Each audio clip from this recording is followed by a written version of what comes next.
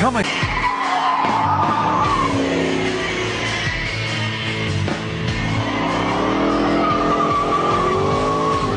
The Mach1 Mustang. Its very name evokes images of the huge motored behemoth that roared to life near the end of the muscle car era. And following the classic line of thinking that says, everything old is new again, the Mach1 Mustang is new again. And it's all about kicking butt, the old-fashioned way, with raw power. I tell you what, it brought back memories. But this is a retro car in its own way. It's the old shaker hood and a lot of power and a lot of noise and thunder, and it's a pretty sophisticated automobile. But to me, it's very 1970s muscle car.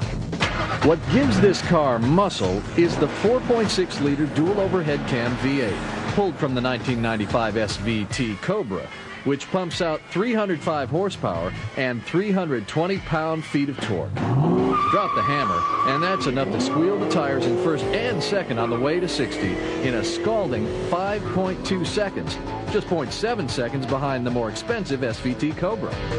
Power is not the only improvement to the Mach1. In fact, Ford has found a way to remove most of the typical Mustang disappointments. Enough, in fact, that several of our editors have pronounced the Mach1 to be the best Mustang they've ever driven. Part of the improvement lies in the Mach1 suspension. This Mach1 is the first Mustang, or maybe the second after the Cobra, to get independent rear suspension. Why did it take so long to put some decent rear suspension on the car? They've played around with the front suspension, that's tied down as well. The whole car just feels like they've just tightened up a few screws. The car is really on the ground. Even though the Mach1 feels more grounded, the body still sits a little high on its compliant springs, so it has a slight bobbing motion while going through the corners, proving to be not so easy on the hides when the Mustang's good years were thoroughly cupped after repeated laps. But as soon as you holler, whoa, this pony comes to a stop with the help of Brembo brakes all around, pulling the Mach1 down from a 70-mile-per-hour stampede to zero in 178 feet. And once stopped, you may get a chance to notice some of the muscle car-inspired styling cues, like the circa 1970s wheels, striping, and badges from the original, and the classic shaker scoop that sprouts through the hood. Ah, yes, the shaker. Not so much a performance-enhancing part as an amusing floor show for the passengers.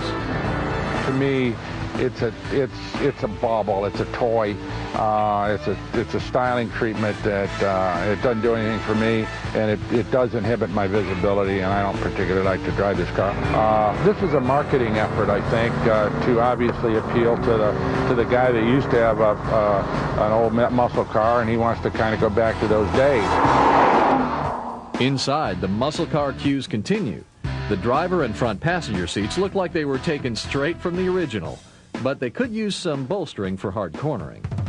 Then there's the billet shift ball for manhandling the gears, and chromed rimmed gauges that could use bigger numbers, because a car that makes big numbers needs big numbers to read. And even though the Mach1 might not be the best pony car ever, it does have its place. In terms of it being the kind of ultimate Mustang, I don't think it is. Frankly, I wouldn't want to be driving too far, peering over the top of that shaker hood, and it's something that'd be fun to have at the drive-in and probably a little street racing, but that's about as far as I go with it. But there is one more thing that makes the Mach1 fairly appealing: the price. At a base of just $29,000, you get all this power, and for $6,000 less than an SVT Cobra. So if you want a modern-day muscle car, then you better get one. Ford is only offering the Mach1 option for 1 year to keep Mustang interest up until the all-new Lincoln LS Mustang arrives in '04.